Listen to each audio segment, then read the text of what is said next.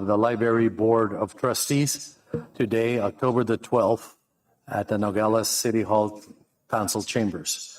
We'll now move on to item 2 on the agenda, the Pledge of Allegiance. Luis, will you lead us in the Pledge of Allegiance?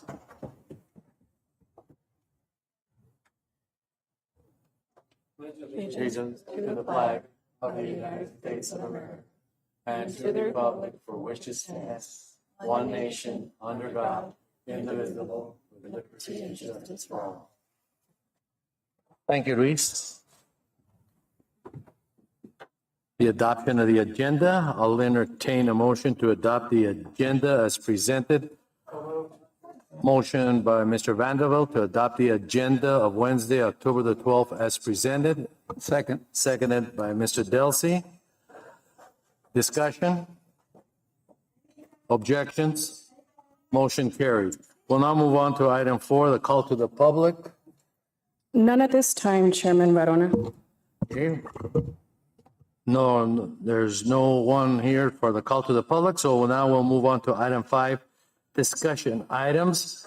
The Sonoita Library Building, Mr. Banderas called and said that something came up, and Lieutenant Bermudez likewise, but they will be rescheduled for our meeting in November. We'll now move on to item 3, early literacy certification. Laura Rodriguez, Danisa. And Laura Rodriguez will be, our children's coordinator, will be letting you know about her early literacy certification.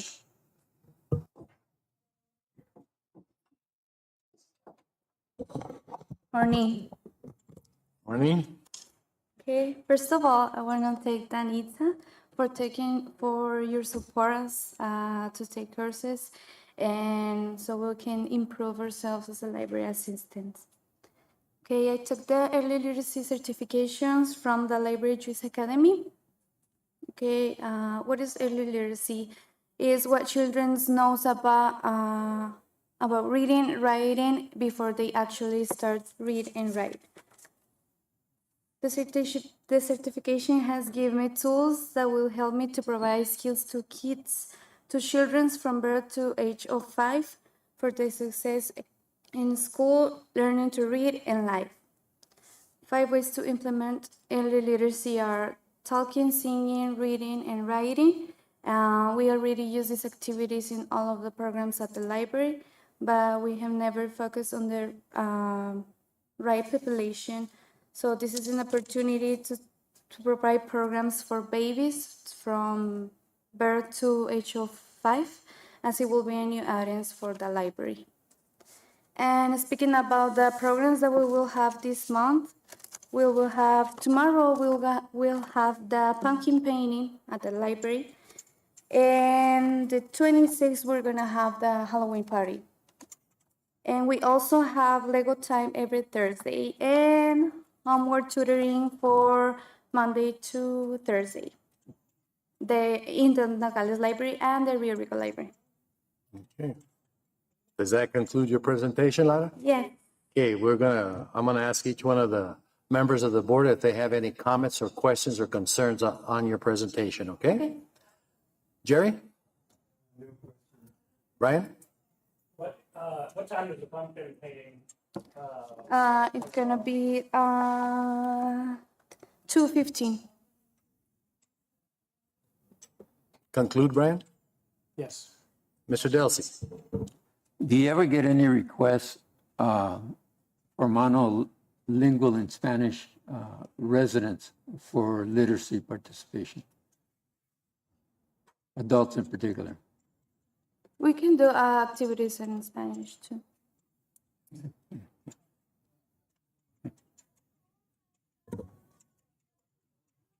Conclude, Mr. Delsey? Good. Marva? Just thank you. Thank you, Laura, for taking that training. Brian. Pass this down to Brian. Anna? Congratulations, Laura. Thank you. I think takes a lot of time to get a certificate like that and a lot of involvement. And so I congratulate you. Thank you. Danisa, do you have anything you want to add as final comments to her Laura's presentation? No, just a great job because she took, during COVID, and it was an initiative she took, just like most of staff members. She took the initiative and she finished, so good job, Laura. Thank you. Okay, Laura, thank you very much for your presentation and hope to hear more presentations from you, what's happening in your area there. Sure. You're responsible for the children's library, right? Okay. Yeah. When it's all back in place again, come back and tell us how is it going. Thank you. Thank you. We'll now proceed to item 4, teen space presentation. Danitza? Chairman, Board, I am going to have our Teen Service Coordinator, Luis Oviedo, give this presentation.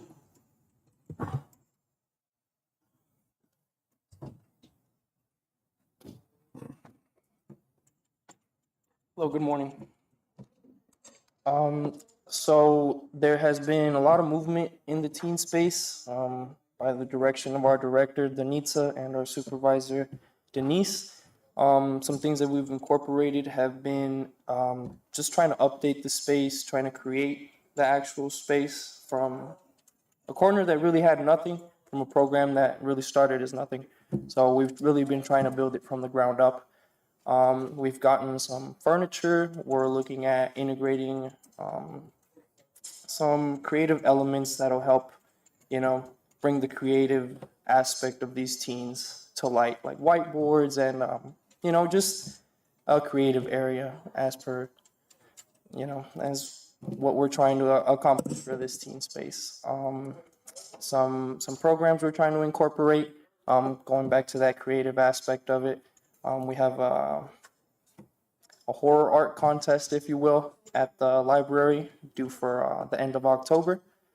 And we've also, gotten some real cool technologies from a couple of grants that, again, come from, our leadership.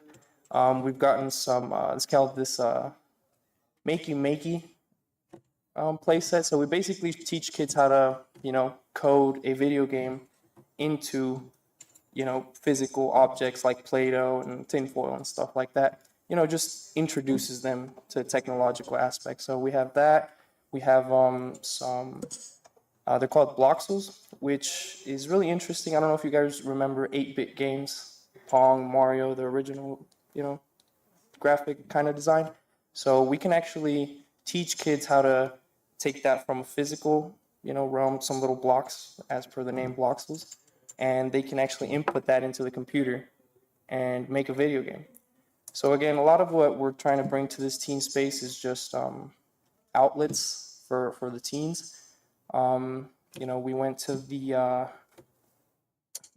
got trauma certified, and an interesting thing that we learned about getting trauma certified, is that a lot of these teens, especially in our community, they're coming from rougher backgrounds, and we have to really respect how we approach them and how we get them to find this teen space as a safe space, as a creative space, as a building space. So that's really what we've been trying to do at the teen space. And I'll open it up to any questions. Luis, you alluded to that you implemented grants, but you didn't refer to the kind of grants and how much money you've been allocated and what you've done with that particular amount of money. Okay, so I apologize for the broad reference. So a lot of these grants have been directed by Denise. Like I said, leadership has been great as far as the direction that they want to take the teen space, and they've brought a lot of this technology just to the teen space has come directly from the leadership. So I wouldn't exactly know much of the actual funds, like the actual values, but I know that there have been some technologies like the Makey project and the Bloxels have come from that grant, or one of these grants. And how has been the reception of the children to coding? Coding is one of the integral parts of learning and technology for jobs. Yeah, so I'm not going to lie to you, coding is just a touch above my pay grade. But what this set does is that it allows us to, at a small and more easily understandable level, introduce, the younger demographic. So it's real simple. It's a connected. I'm sorry for the rudimentary explanation of this, but it's just basically some wires that connect into the computer, and the program that is set on the actual computer connects to a basic controller that you can connect to things that conduct electricity, like tinfoil, fruit, Play-Doh, graphite. When you write down on the pencil, you can do that. Yeah, as far as coding itself, we don't get that far into it, but yeah. Well, you might look into coding, because that's one of the things that, Microsoft and them is looking for individuals that have the experience before they get out of high school with a high level of coding. I know they're doing it through the K-12 system now here in Nogales, but that's very important that the children understand what coding is, especially if they want to write programs.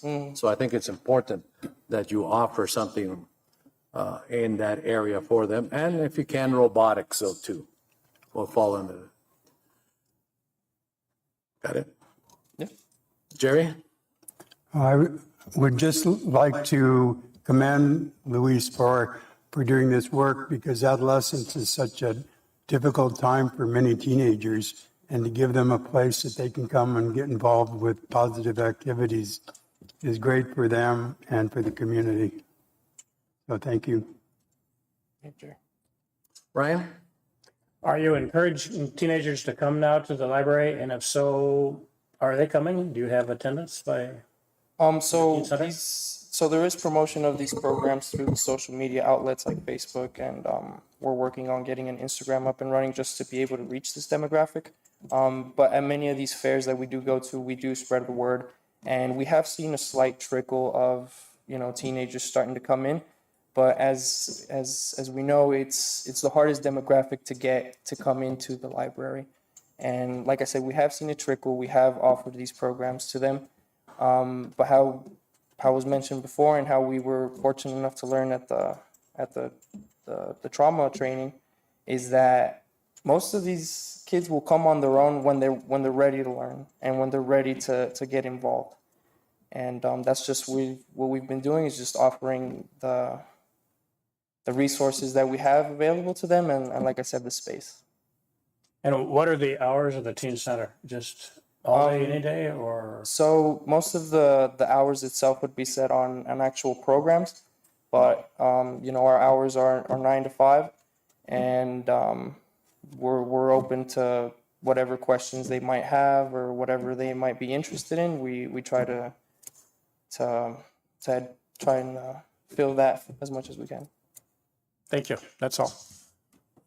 Luis, to jump off of Mr. Vanderbilt's comment, what clientele do you get from 9 to 5, though, if basically the kids are in the classroom? So very good point. So the time frame that we're looking at for kids is actually more around 4 to 5, which is a small time frame. But we get a lot of, recently graduated individuals who are trying to continue their education via online learning or anything like that. And they still, older teens, 18, 19, but they still, fall within that age range. And we see a lot of that. But yeah, it's mostly the after school time frame that we're looking at. As far as the actual demographic of who goes to 9 to 5, it's a very diverse community. And do you have any established data to measure the success of your program? As far as Statistical data? attendance, no. As far as the technology and resources we have available, I'm sure we could put some of that together, yes. Danita, how do you measure at the end when you give a report to the board here, the success? Because I know that we go through the rhetoric here, but Laura's program and Luis's program, how do we know at the end, based on statistical data, that the programs are meeting the needs of the community? Those are provided to the board every month, and when we do have team programs, it also comes in your packet. And we know we're meeting I know the teens has been a hard one to get started, but with children's, we do have statistics, and we do have monthly statistics, which are on your packets at the end of the, one report is done by Laura. When Luis has programs, it's also, there's a report done, and it's in your packet. So any specific questions, I would ask the board to look at their packet as well, month by month. When we go through that, would you, right now, through the data, would you tell us about the teen center? I'm just concerned, based on Brian's question, is that 9 to 5, because I don't see teens in the morning, and you're correct, 18 and 19-year-olds are teens, according to the definition of the program. But is there enough of those that are being subjected to the program during the 9 to 5? And what about the rest of the kids when you're only available basically for 60 to 90 minutes? How many of those kids are actually showing up? As far as the kids actually showing up for that demographic, like I said, we try to. Well, the teens defined in high school, middle school. All right. So mostly, like you're right. They're at school most of the daytime block. What we offer is days that they don't go to school, break times. We have those kids come in by the handful. A lot of these kids now that I've noticed, they are coming from other parts of the community that are not necessarily at high school at all times, and they come and use our services, our internet, our teen space area. We don't have an exact statistic as that because they're mixed in with just the general populace of like printing and people that come to use the Wi-Fi and computer services and that. I don't know if that completely answers your question. Yes. We will break it down for next month, but we do have a good population that takes online classes. Their high school are online classes like Pinnacle, Ed Options. Those are alternative high schools too. They use the library on a daily basis, and they're at the teen space. But we will break it down and have those numbers for you for next month. But as Luis had pointed out, we were just counting them in the general statistics, but we will have that breakdown for you. Yeah, I think that would help, because here I see teens, but I don't know, as program, it says teens, but I don't see any statistical data on teens. And then it says program attendance under teens, and I don't see any data under teens. So if I had to just take a 20,000-foot looking down at this, it doesn't look like too many teens are attending your program. I agree with Anita, then spend some time on the data so we can get a statistical analysis if your program is being successful, because it's a new program. We have a lot of faith in it, but we want to make sure that you're meeting the needs of the community. Ed? Luis, this weekend I learned from Congressman Grijalva's office and staff that a program that his office and the congressional district sponsor teen artist work, and we exhibited them this weekend in Patagonia. But what we learned was that teens from Santa Cruz County, all of the Santa Cruz County junior highs, middle schools, and high schools did not participate in the program, didn't compete. And I'm wondering if there's any way with this effort that you're initiating with the library that his office staff could be contacted and explore the areas that our teen artists in the community could possibly benefit from the competition. There's a scholarship award with that also. So that's the only thing that I found out that as far as teen artists are concerned, working with and hoping that that might come about and get our schools involved with it. Yeah. I'm sorry, what was your question? If we're involved with Mr. Grijalva's office? Yeah. Not to my understanding, but I will definitely look into that and see if we can possibly get our artists involved in the community. Like I mentioned before, we do have a teen art contest coming up to try and get that flow of. Yeah, the work that we saw this weekend in the Patagonia Festival was very indicative of talent that is there at the teen level and the high school level in particular. And Arizona had a winning participant and was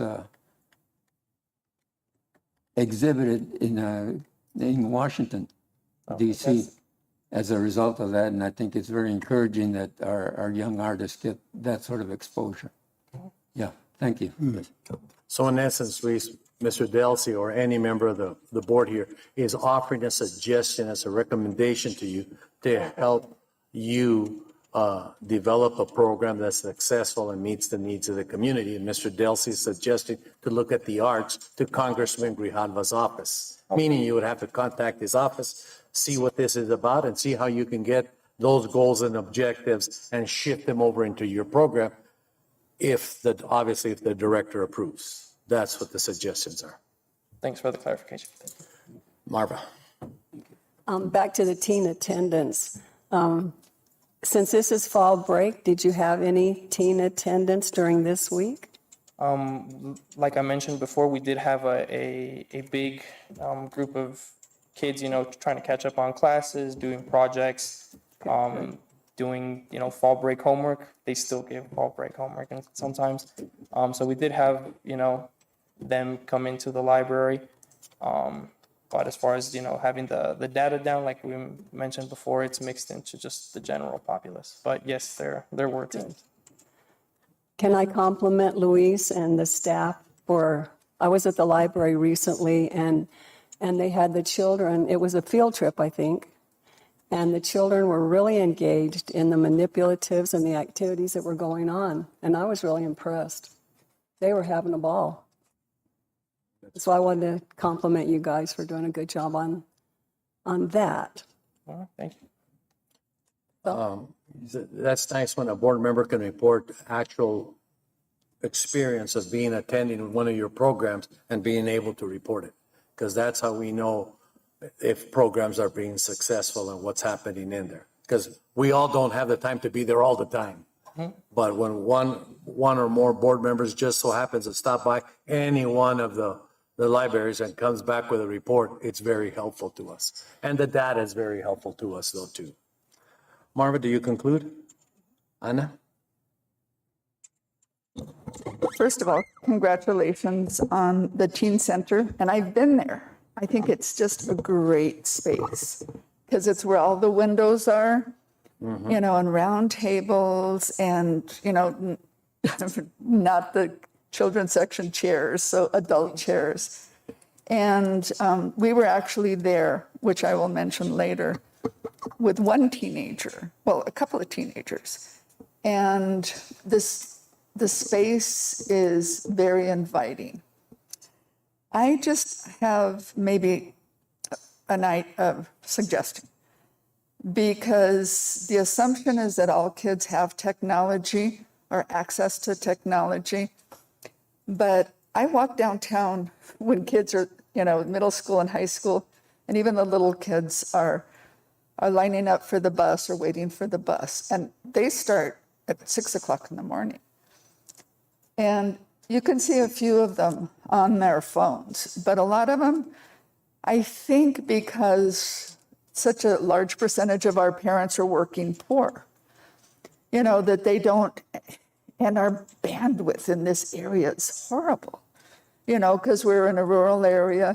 So I suggest that we communicate to the charter schools and to the high schools and middle school a different way. I mean, I was just thinking, even the bus drivers in the morning, if they could have a flyer, and so the kids that are on the bus can just read about it or something, because some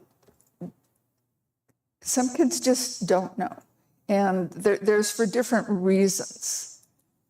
But it's a wonderful space. It's a wonderful opportunity. And then back to your coding. My niece, taught coding the last 4 years to kinder to second graders. This year she's teaching fifth graders coding. And kids love it, and there's so much technology out there that, you can just create your own apps and everything, local apps and stuff like this, which would be great for our businesses and things like this. So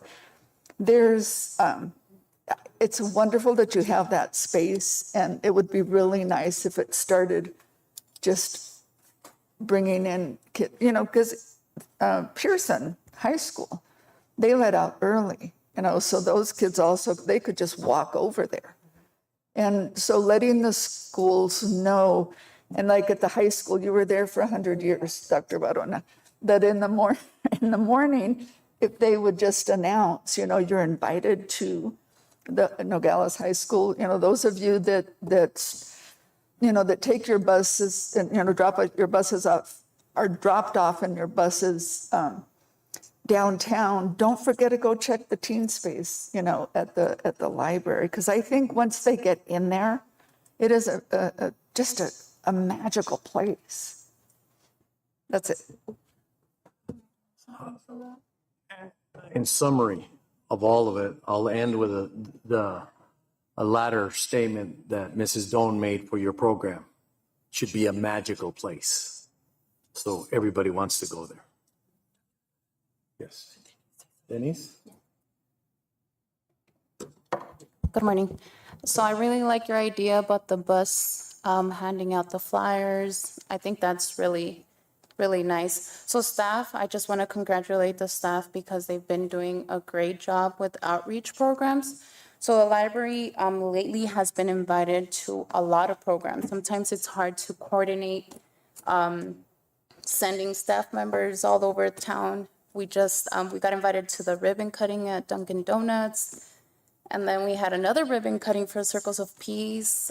So I think our library has been expanding more, and people have been learning more about the library and are trying to, we're trying our best to fit all the community in. So if you guys have any ideas or suggestions, we would like to hear from them, because sometimes it's kind of hard to, how would I say, control a lot when we have really limited staff. But I do want to congratulate all of them because they're doing a great job with the outreach programs. We actually have a career fair at the Nogales High School coming up. And then we have 2 field trips from Petite preschool coming up. And then we have, like Laura said, the pumpkin painting, Halloween parties. So it's been getting busy at the library, and we've tried our best to reach out to the community. And I think the community is reaching back to us with the outreach programs, because when I first started, we wouldn't get invited to the career fairs or to any type of events. And now, like I said, it's really hard to coordinate and send staff over to the community events because it's way too much sometimes. So I just want to take the time to congratulate them. And if you guys have any more ideas or suggestions, we're open to hear them out. Okay. Thank you, Denise. And Luis and Laura, maybe every other month you could come over and give us a presentation with the data and how the programs and how both of your places are becoming magical for the community. Okay? Now we're going to move on to the trauma workshop presentation. Danitza? Chairman, board members, staff went to a trauma workshop September 13th and 14th, and I will have Karina Martinez, Luis Oviedo, and Denise Ortega talk about their experience.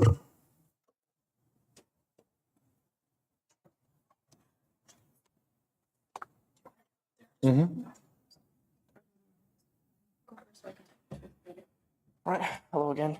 And Let Denise start off with the presentation. Luis, please. So myself and staff had the opportunity to attend the trauma support specialist training. It was a training hosted by Circles of Peace up at the county. This training really, for me, it really made me see trauma and behaviors in a whole different way and kind of understand why people behave a certain way when they come into the library or when you're dealing with the patron. It was really interesting to see how I had a whole different mentality of what trauma was. I thought it was something physical or a life-threatening situation. But one interesting fact that I learned was that it can start from newborn all the way to through adult life. For me, it was really interesting to see also how trauma starts with with yourself. If you don't deal with the trauma that you have, you won't be able to help somebody else that has a trauma in their life. Do you want to add something to it? Well, it was really interesting. I really enjoyed it. And those 2 days, it seemed like it went super fast. We had the opportunity to talk to other people from the community. We had to take a test after to see if we actually learned something. So it was really nice. And I want to thank Danita for giving us the opportunity to continue our education with these type of certificates and sending us over to trainings and sending us the emails for the webinars. She's been really, really helpful for us to continue our education and getting better at what we do. Okay. Karina, you haven't had a chance to speak. Go ahead. Good morning. So adding to what Denise just mentioned about the trauma training, it was really interesting seeing and learning how trauma comes from birth and how it goes all the way to adult. And one of my biggest takeaways is how we can apply that into the library. As mentioned earlier, you said the library is a magical place with magical people, and that's what we're trying to do here. The library is a safe place for these children, for these teens, for these families. So us being sent to this type of training just give us more knowledge on how to treat people, how to, they have any questions about them, maybe more into like a personal level, know where to send them. At this training, we saw a lot of other agencies around the community, and that gave us like the outreach on where to send these people once they need any type of help. Circles of Peace, family, the children's, it's just really a takeaway of where we should send these people, where we can learn from these other agencies as well. Okay. Luis, do you have anything else you'd like to add? Like I said, it was just Up to the mic, please. like was mentioned before, it was a really interesting experience. It really helped better deal with the people that come into the library on a daily basis, and help create better interactions out of that. But how Denise mentioned and how Karina mentioned, there's a lot of information, but I think it's gonna impact us greatly and hopefully help the library system better. That's it. Okay. Marva? The metaphor that we usually use at the library is don't judge a book by its cover. I took it as the same for a person. Sometimes a person comes in and you don't know how they're feeling, what they've been through, and they can be rude sometimes, and it's just our responsibility to not act upon their response and just be professional and try to be nice. Maybe you can be that help for that person. And people see libraries sometimes, they still see them as a safe place. And sometimes that person just comes in and wants to talk about their day. So I think for us as staff, it's important to have that compassion towards the community and the people that come into the library. Okay, Marva. I would think that some of those applications toward the library could also be used in your life, right?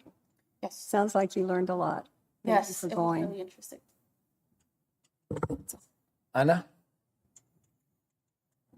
Congratulations. I'm very impressed and very moved by your explanation of the growth that you've made, even, by going there. And my thought has always been that the library is the heart of a community.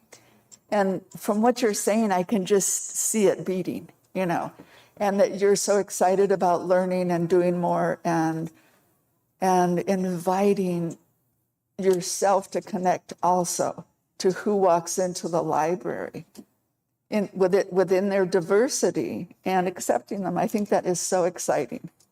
Maybe I want your job then. Jerry? I think it's really valuable that you are aware of some of the possible problems that children have or teenagers have. And if they come and you can be, because you've got some training, you can be alerted to that and maybe help them to open up. So they may have problems at home, that they're unable to express directly to others. And if they open up to you, you can direct them or help them to realize that there are resources available in the community to address those issues. So that's really great. Conclude, Jerry? You conclude? Yes. Thank you. Brian? Nothing more to contribute. Thank you. Okay. Ed? Has there been any experience in your staffing at the library where traumatic experiences with children and the public coming to the library impacted you to where this orientation that you received, you're finding much more helpful, and I congratulate you for going through the process. I've been there, seen that, and know how it actually operates, but I just wonder if you've experienced anything within the library during the time that you've been with the library service. We have, each day at the library is different, so we Denise, encounter. Denise, get closer to the mic. Sorry. I think we have encountered such situations that can be difficult for us to handle. But nothing, thank God, nothing's like super traumatic for us not to be able to handle, if that makes sense. Every day is different at the library. We deal with different people, different mentalities, different backgrounds. So it's just a matter of knowing how to work with everybody. And are you encouraged to continue with the Circle of Peace as an agency locally that can help alleviate conditions or situations that you run into? Yes, so we actually work with them. We go to meetings once a month with the Circles of Peace. We're working with them to, Luis is also working with them with the teens. And we are talking about making a safe corner at the library. They were talking about that. It's like just a little corner where people can sit down and relax and, take a deep breath. We are working with Circles of Peace. That's good. That's good. Thank you. Thank you, Mr. Dilsey. And thank you to the three of you for your presentation. It was very delightful and very fulfilling for all of us to see the vision here that you're continuously improving yourself and reaching out to other partners in the community. At this time, Laura, Karina, and Luis, you're excused to go back to the library. So Karina just wants to talk about one of the programs. One more thing? Oh, Yes. okay, go ahead. That Luis and her are working on. Yeah, so just really quick, Luis and I started working on technology, and we came across a lot of adults and even teens and children don't know how to manipulate like their own phones, tablets, even the computer. We get that every day. So we started thinking of this this class. I'm gonna start passing this out if you guys don't mind. We call it Tech Tuesday. So each Tuesday at 3 p.m., Luis and I just get together, just waiting for any patrons that have any questions over their phone, over computers, just technology in general. Even yesterday, we had 2 patrons coming in. So we had like a more one-on-one on their needs. We first we try to do like a class type of thing. Like each week we show them, we teach them one topic. But we just figure out that having just one-on-one conversation with them and answering their questions they have with their phones and devices, it works a little bit better. So we really enjoy working with adults and teens on how to manipulate their phones and teaching them and learning with them, because they came across with really interesting questions that we never thought they would ask. Just a lady asked, like, what's Instagram? What's Facebook? So it's starting from there, we know we have a lot to teach. So Tech Tuesday, Martes de Tecnología, it's every Tuesday at 3 p.m. And we're just hoping to a lot of more patrons come by and take advantage of these resources that we have now. Very good. Thank you. Thank you. Go ahead, you guys can go back to the library now, because I know you need to get back there. Let's move on to item 6 on the agenda. Board appointment of Ana Doan as member at large by mayor and council. At last night's meeting, the mayor and council approved Ana Doan as a member to this board. We, on behalf of all the board members, welcome to the library board. And we look forward for your positive and creative and magical contributions. Congratulations. Thank you. We'll move on to item 7, Veronica Sainz' resignation as Rio Rico board member. I'll entertain a motion to accept the resignation of Veronica Sainz as a Rio Rico board member. So moved. Motion by Mr. Vanderbilt, Second. second by Mr. Delsey to accept the resignation of Veronica Sainz as a Rio Rico board member. Discussion? Objections? Motion carried. We'll now move on to item 8, Centennial Celebration. Library fans, discussion and possible action for approval of banners. 10, Marva. I just know we had it on the agenda so that we can talk about if and how many and where for the banners. And first, I think we need to decide if we want to do the banners, if Denitza and the staff want to have them around town.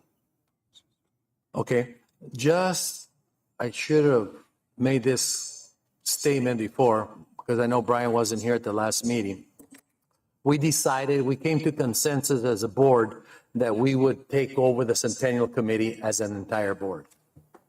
So that's why it's on the discussion here now.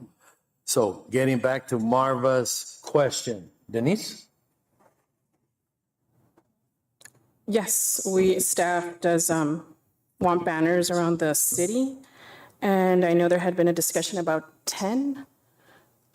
And where you want to post, and where does the board want the banners to I have 10 go? locations, if you want me to talk about those, or do we want to do that in another session?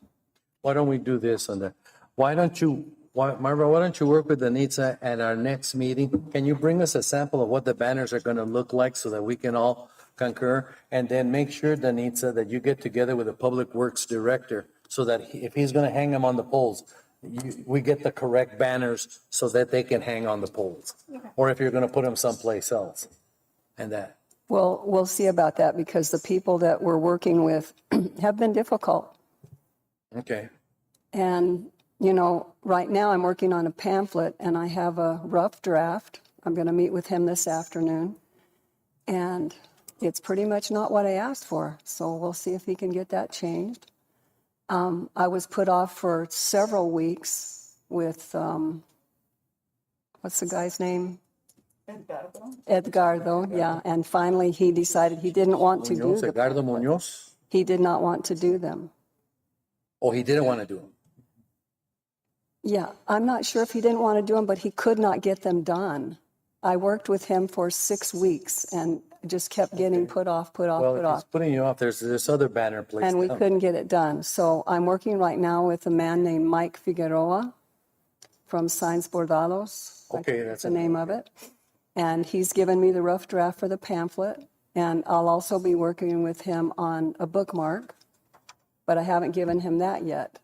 So I don't know if we want to complete the pamphlet and then hit him up with the banners. Or That's right. can they run simultaneously? I'm not sure. I'll see if I get the response that I need from him. Okay. And, Help her to make sure she gets. so often they wait a week to 10 days before they give you the rough draft even. Okay. So, Because we can't be delayed anymore. Now we have to get Exactly. going with this now. and I started back in August and Okay. I keep getting put off. Anita will help you push that through. Okay. Ed, do you want to? The only question that I have is that, and I was concerned with Denise at the last meeting, that we're citing 10 banners. And I'm just questioning if 4 banners would not suffice for the celebration and have those 4 banners placed along the front of Grand Avenue in front of the library. And then Denise's concern, she expressed storage. My suggestion for the 4 is that after the celebration is completed, those 4 banners, each library branch would host a banner in that celebration and not create a storage problem, but become an exhibit in each of the library branches that the entire community would continue to see every time they visited the library. Whereas if you have 10, then the question comes up into what Denise was saying, what do you do with those other 6 banners? Where do you store them? And what do you do with them? Okay, Anna, you were next. I would just, I mean, if you were going to do only 4, I would say do 5 so that you could also hang one at the Pimeria Alta Historical Museum, you know, because people come in from everywhere, and so that they know that we celebrated 100 years of our public library system. Okay, Marva? I had 10 locations. I made a little rough draft list of that. And 4 of those locations are so that the people that donated to Friends will see it at the place where they turn off to their place of business. You sure that? And they're very logical places. They're at the corner of Meadow Hills and Grand and Frank Reed and Grand and Mariposa. So those 3, I think, are necessary because they are donors. And I would like them to see the banner, you know, when they go to work. And then also, I think we could have one at the Chamber of Commerce. But those banners, as usual, those 3, do they go across the road? They're going to hang down like the Christmas banners. Oh, okay. So they'll be, I hope there's places, I know there are, are the light fixtures Yeah, there. but the only thing is with the light fixtures, we got to get permission from the Arizona Department of Transportation. from They're the only ones. state. Now, the poles belong to the city, Okay, so but that's those what I poles don't belong to know. the Arizona Department of So Transportation. how about farther downtown in front of Pimeria Alta? Yeah, we could do that. They hang the Christmas banners there all the time. Yes. But out there further, But coming farther Yeah. north at the Chamber of Commerce, is that, at the Chamber of Commerce, I don't think you'll have a problem there. and then after that would be the one at Western Avenue? Is that, Unless you could coordinate something with the Public Works Director on these 3 locations that they can do it, and they themselves can ask for permission to do it. Then, but I know those light fixtures are up higher Right. than the ones, yeah, so, yeah. the requirements for ADOT is more than the city height. But maybe she can get the director to coordinate with the Arizona Department of Transportation, because it's just going to be a temporary banner, and see if they'll allow us to do it. Okay. And they probably will, as long as we do all the work. So that's why she has to coordinate with them. And would the men that put up the Christmas banners, would they be the same people that would put up these banners? Yes, That's through the city or the county? it's a city. That's the city. So would they be able to put them up on the other light fixtures that are not city? Yeah, as long as you have permission of the department. As long as we Yeah, have permission as long as from you the have their Arizona permission. Department. Okay. Because technically, Grand Avenue, all of Grand Avenue belongs to the Arizona Department of Transportation. So anything on Grand Avenue. Everything. The only thing is, the difference is that the light poles on Grand Avenue belong to the city until you get to where Doe Street is, or Adair's Caroon's Mortuary. There north, all of those poles, light poles, belong to the state of Arizona. Okay, and that's on Mariposa though, right? That's on Mariposa. All of that belongs to the state. Those light poles belong to the state, not the city. Here, the city, because it's old time, that's why before. Right, But I think something can be worked out. okay, Denise, you could work with her on that, okay? So we don't fall behind on that. right. And then the pamphlets and everything else. And also, we need to get Nan to come in to tell us about the, Oh, yeah, she did email me in November. She's going to have a presentation in November. okay, so Nan will be here in November for a presentation. Okay. All right. Marva, how does that look? Does that sound okay? We can look for that at the next meeting? So do we know we're going to do how many banners? Well, why don't you come back with your recommendation of the banners and where, and then we'll decide, and let us look at the And banners. it'll depend on if we have permission to put them up. That's the whole That thing. needs to You won't have a problem within the city limits of the original city of Nogales, which is from the border till about Caroon's Mortuary. I don't think there'll be any problem there. The problem goes after that, going north, because that all belongs, those light poles all belong to the Arizona Department of Transportation. Okay, up to Karoom's Marsh. And they don't like people hanging things on there without their permission. So we may be all right. I mean, it'll just be those 3 donors that won't, but they'll see it. Yeah, I don't know. Or it might work out that you can do. That might work out. yeah. Denitza's going to work on getting that permission. She's going to be responsible for Okay, that. all right. Okay? All right. Anything else, Marva? That's all. What about number 2 here? Community suggestion box at libraries. Danitza?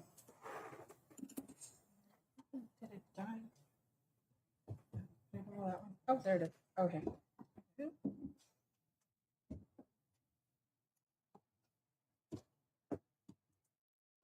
So this was an item that was brought forth by the board last time, and I am able to report that Tubac has put their box up, their suggestion box, and the 3 other libraries are working on getting a suggestion box so we can get input from the community to see what they would like to see for the Centennial.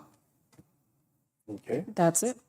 And you'll report on that every month we meet, right? Correct. Okay. And number 3, Centennial Library card? If the board members look through their packet, there's a design contest template that I've been working on. It's on there. And there's going to be 3 designs for the Centennial Library card, one for children, one for teens, and one for adults. Right now, this is the most that I have. I will be bringing it back to you. We do want to get the contest started in the next couple of months. It will be promoted through the newspaper, on social media. We will make flyers and we will post them around the county. And I am open to suggestions from any of the board members. Okay. Brian, did we leave off anything that you were working on?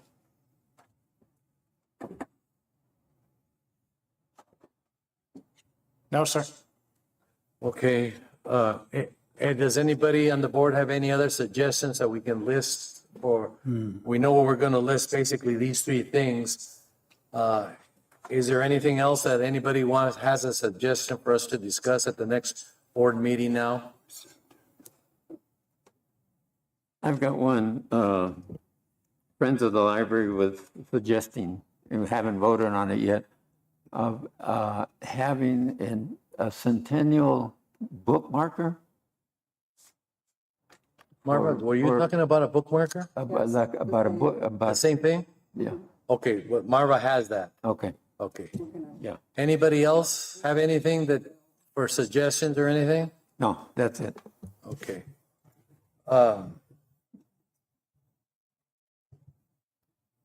The only thing that was brought up, did we want to have anything to do with having a centennial recognition, hors d'oeuvres or anything at the library or anything like that?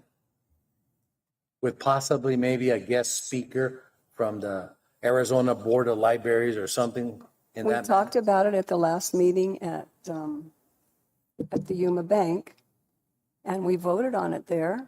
But since the committee is different, I don't know if, I think we even set a date. Brian, do you remember the date? It was January 23rd or something? Not specifically, but perhaps I can find out. Yeah, it was late January, the last 10 days of January. Brian, can you work on that and see what possible dates we could have a little something like that as a kickoff and invite the elected officials So throughout the the, new committee needs to decide if we want to do that January kickoff. Or reception, they were calling it. it's a reception or so. I find it, I think it would be a great idea to do that so we can send out the invitations, maybe in December or so. But let's start working on it to have a little something. Where is it going to be at? And maybe, Danitza, you can get a guest speaker from the State Library Association or something to help us recognize the 100-year celebration and everything like that. Brian, could you give us a report on that for the next time? Okay.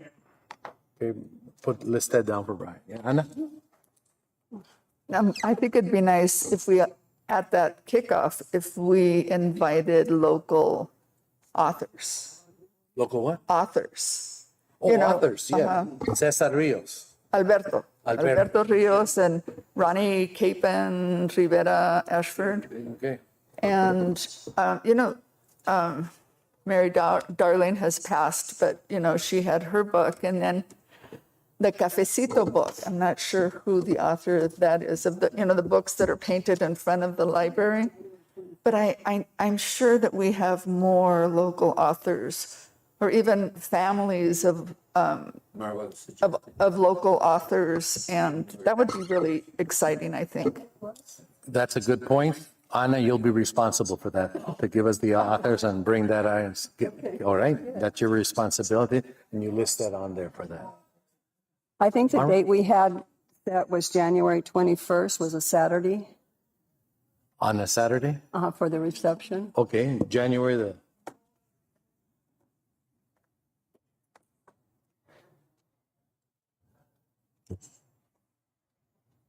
Unless we Okay. decide we want to do it on Sunday. no. Saturday or Sunday, whatever Brian comes back with on that, and also maybe something, Brian, also how the invitation should look and an invitation list or so, and we can take it, Denise can take it to handle all of the, everything there for the time and everything. Anna, did you want to say something? I just wanted to bring up, though, next on the agenda, January 21st is going to be a training date for Book Save Lives. And if we could do it maybe the week before, there would be no conflict with that. But I'll explain that later. Week or the week after? The week before, because the Book Save Lives training next semester is going to start on the 21st, and it's going to be for 4 weeks in a row Okay. till the middle of Well, I think February. the weekend after is we're getting into the Super Bowl though, too. Oh, I yeah, want to have a conflict there. either. that's true. Okay. Right. We just got to speed up our process here with the invitations and everything. Okay. Anything else on the Centennial? Anybody have anything else? Did you get everything? Okay. Let's move on to item 9, Book Save Lives. Anna? Well, I work for the county for Alfredo Velasquez office, and I was pulled out of retirement to work on a literacy grant that through the ESSER grant, which is part of the trauma training that the board, that the library staff was talking about. And there are 3 components to the Book Save Lives training. And the major component is the library, the public library system. So Danitza has worked with us very closely in moving this through. The second component is a mobile library that we are working on right now. And they are decorating, they took the seats out of a van that is ADA compliant, that is going to be moving around the county, and we're going to look at spaces, and it's for birth through adults, But the concentration is going to be, birth through high school. And so to attract the high school kids, we're going to get local artists and muralists and stuff to paint the outside of the van. And Maritza Lin is in charge of that component. And then the literacy component I am in charge of. And within that, we have a trainer, a Tucson Unified School District trainer, teacher, middle school teacher, has a wonderful methodology of connecting kids to books. She taught during the pandemic, and so she knows the trauma that the pandemic has created, especially because libraries were closed, schools were closed, school libraries were closed. And I'm sorry that Karina and Laura left because they're part of the training. And a lot of Danitza's staff. So we have the public library staff, we have school libraries staff, we have classroom library teachers that want to know how to be most effective. but we also, Francisco Padilla from First Things First, also taught me the expanse of birth to 4-year-olds that can't get into preschool because we don't have enough preschools in the community. So, so we have a lot of the trainers that do the home visitation for preschool children that can't get into preschool. And then we have people from the preschool. And our first training was September 24th, Saturday, September 24th, and it was at the library. We didn't expect, we had 58 people sign up for it, again, through all of these different areas. So it looked like the cheap flights on a transatlantic flight to Europe because we were stuffed in there. But it was for 4 hours, 8 in the morning to 12. It was 4 sessions, so this is the first session. The book saved lives. And at a couple of points in the training, Daphne Russell, who is the trainer, and we are getting trained. Danitza, Maritza, and I are getting trained along with them. And we did a pre-training. That's when we used the high school section of the magical high school section of the library with a couple of teenagers, and it was very impressive. So the training, it's a customer service model of connecting kids to books, which exactly what the staff was talking about, trauma. It's about how do we find out who these young people are that haven't had books around them, and how do we find out what they're interested in so that they can start reading? Because we know that once you start reading, you never stop. The point is to start reading. And so again, the library staff is being trained. And, people throughout the community are being trained in it. So we still have 3 more sections of this training for this, actually a week from Saturday is the next one. And there's a lot that is happening through it. And this comes through a state grant, the ESSER grant in Alfredo Velasquez's office, the county school superintendent. So he has distributed this money for this literacy training. And one of the things that actually within the trauma training, and the area that they're trying to build in the library, which they're building in all the schools through that same ESSER grant, is a calming space in every school. And it's really great that the library is going to have that too, so that when you have kids going through just needing that space, that in that library, and I actually saw the books that S.S. Spriggs, Terry Spriggs is in charge of the trauma part of this grant. And so we're going to have books for kids everywhere. And then like the next level of it, is going to be trying to get spaces like, I'm thinking Safeway and Garrett's, where while the kids the parents are shopping, the kids can have just a little library space, part of the public library. We're trying to figure out how to get this done. It's in the process. We are creating something, we're innovating. And because, it's not anything that's out there, but our community, Santa Cruz County, is so unique to the rest of the world that it's exciting that we have this funding to help us innovate. So I'm excited about it. Good. Sounds like a very good program. And one of the ways of measuring, because I know you're going to ask that question, is we met with Sandra Mascareñas, who's in charge of the circulation, and we're starting with how many library cards do people have in the county. So now we're going to start measuring the increase in the library cards, and then the increase in the usage of books and the circulation of books in the library. And then last Saturday, Gear Up, which is for the middle school and actually four of the participants are from the Gear Up grant, which in the Gear Up is a middle school career and college preparation. And they had a fest at Pearson, and we were right next to Karina and Laura. And thank you, Danitza, for helping set up the table, because that was hard for me. So the book Save Lives was at one table, and then the library was right next to us, and we had kids design the van. So they were coloring the van, and then we also had kids write, what their favorite book is and why it's their favorite book.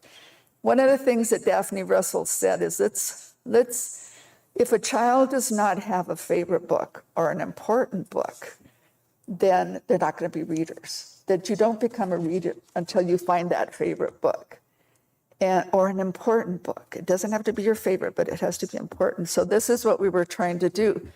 And it broke my heart that on that day, with all those kids, all those young people, we didn't find one child that could name a favorite book or an important book.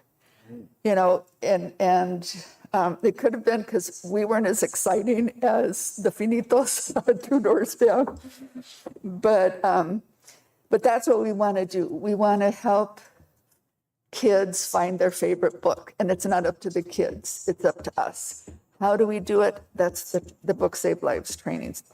So, and like I said, Danita and I and Maritza are working closely together to move this forward.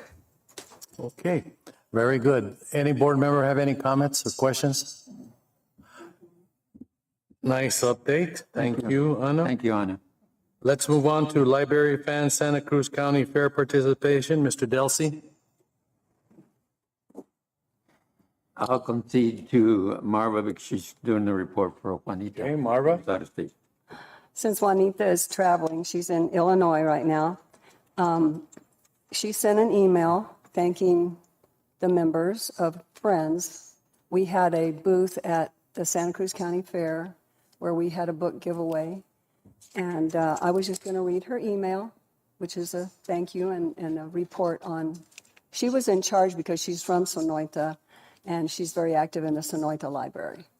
And she dealt with the Fair Commission to get permission for the booth also.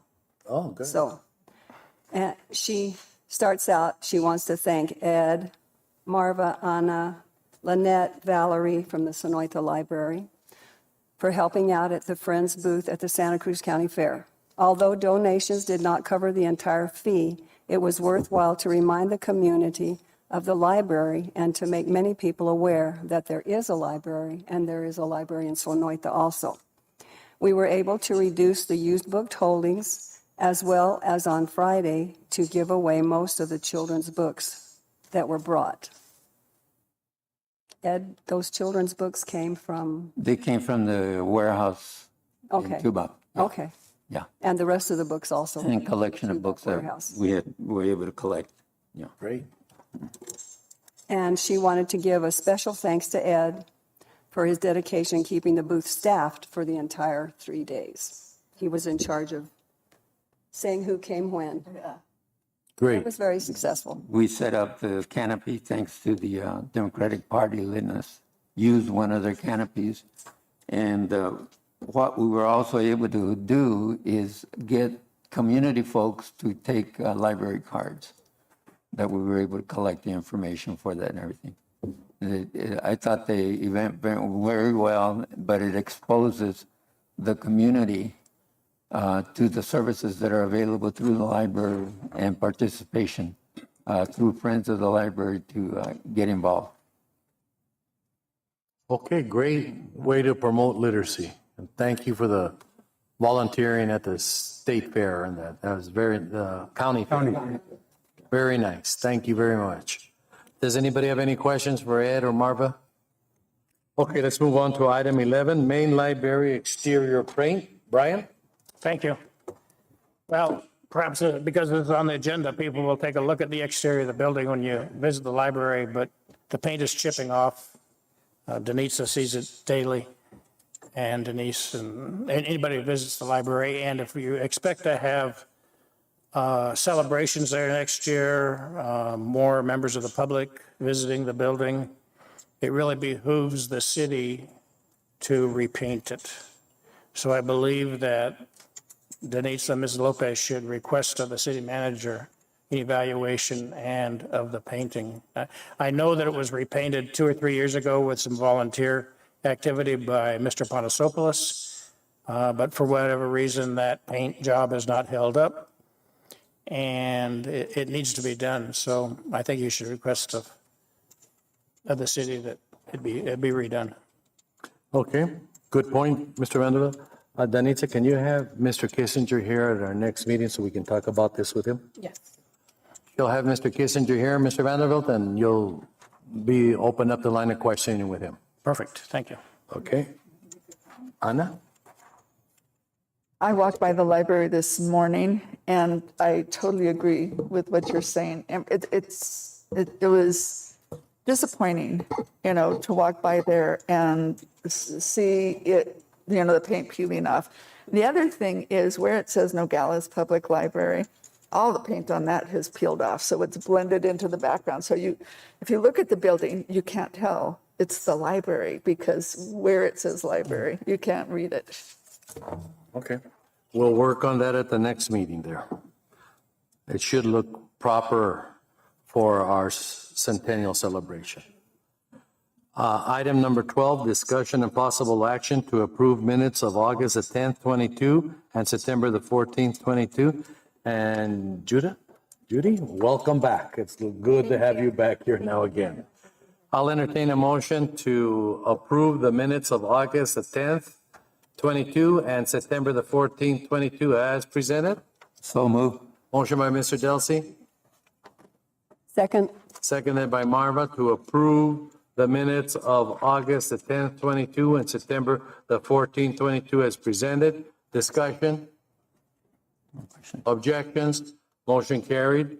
We'll now go down to board reports. Current event summaries must be brief and there cannot be any proposal, discussion, deliberation, or legal action taken. Jerry? Nothing at this time. Brian? Nothing, sir. No, Ed? not for me. no. You guys are way ahead of me now. Anna? Okay, let's move on to the library director's report, October programs at library. Danitza? Nogales staff already talked about the programs in Nogales. I just want to add that the Rio Rico Library will be having a bookmark making program today at 3 p.m. On October 26th, they will be having a craft and movie. They will be showing Coco, and they will be making little guitars. And Sonoita is going to have a pumpkin painting October 19th from 12 to 5. All board members are invited to all the events. That's it. Okay. Any questions for Danitza? Brian? Yes, as I commented to Denitza by email, I did visit the Rio Rico Library on Saturday, just out of personal curiosity of attendance and participation because it's a new program being open on Saturday. And I was there for an hour, 9:30 to 10:30. There were 4 patrons in the library. A minuscule amount, no doubt, but the first drop in the bucket. And so in your statistics, Denitza, if you could perhaps include program attendance for Rio Rico, maybe add an asterisk and get a statistic from the library employees there in Rio Rico and tell us, because as we're watching the teen center and we're all looking at that statistic, the same as new program, we should be equally interested in the programs in Rio Rico on Saturdays. Yes. Thank you. Okay, Brian. Thank you. Anna? I know that online, when you look at the library hours, Rio Rico doesn't have the Saturday hours. So that could be, if that's included, then more people will go there because that would be is that the only library that's going to be open on Saturdays? For now, yes. Yeah, and so that would be great. Yes, I will email IT to change the hours on the website. Okay, thank you for that. Let's move on to future agenda items. Brian? Nothing at the moment. Okay. Perhaps later. But remember, when we go down, if you come up with it, you just email Danitza anytime. Ed? Just an update on the Friends of the Library. Update on Friends of the Library. Okay. Marva? The Centennial information. Oh, yeah, the Centennial's on there. Yeah. Yeah. Everything we discussed will be on there. Ana? Danitza, do you think that we should do updates on the Book Save Lives program? Okay. So if we could add that, She'll put yes. it. Anything else? Gary? Nothing. The date of our next meeting is Wednesday, November the 9th, 10:30 here. I'll entertain a motion to adjourn this meeting at 11:47. So move. Motion by Mr. Delsey, seconded by Brian to adjourn this meeting at 11:47. This meeting is adjourned. Thank you, everyone.